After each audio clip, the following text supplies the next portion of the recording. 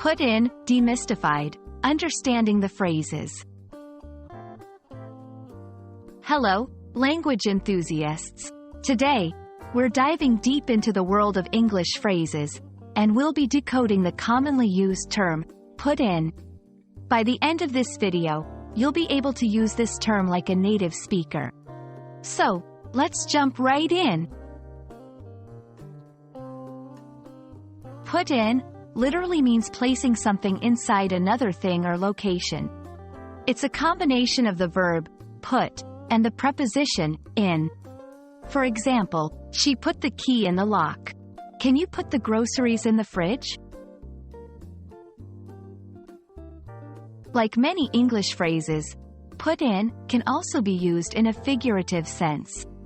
Here are some of the most common ones. 1. Time and effort.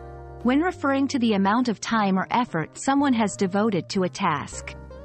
2. She put in a lot of hours studying for her exams.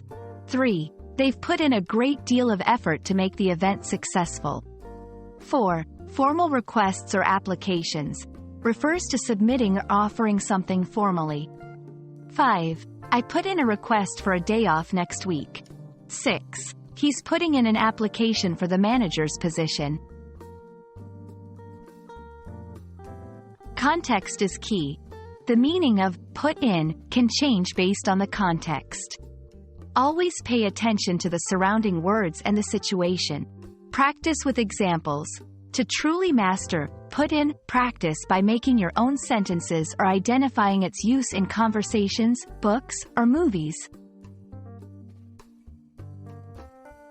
Understanding the nuances of the phrase, put in, can truly elevate your fluency in English. We hope this video shed light on its varied meanings and usage. Keep practicing, and soon you'll be using it with confidence. Remember, language learning is a journey, and every bit of knowledge takes you a step further. Happy learning!